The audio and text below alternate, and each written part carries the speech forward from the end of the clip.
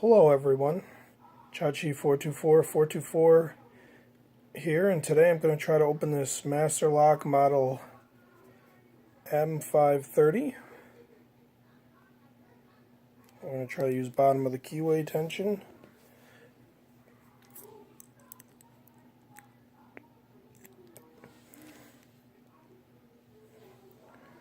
We'll see if we can get her open.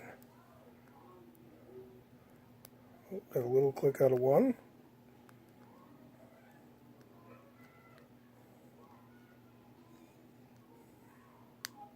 Well, there's a click on 4.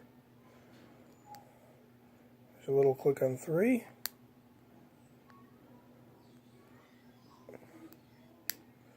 Oh, and there's 2. And there it is. It's opened up. Again, this was the Master M530.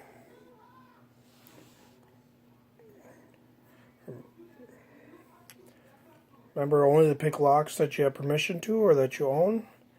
And everyone have a nice day.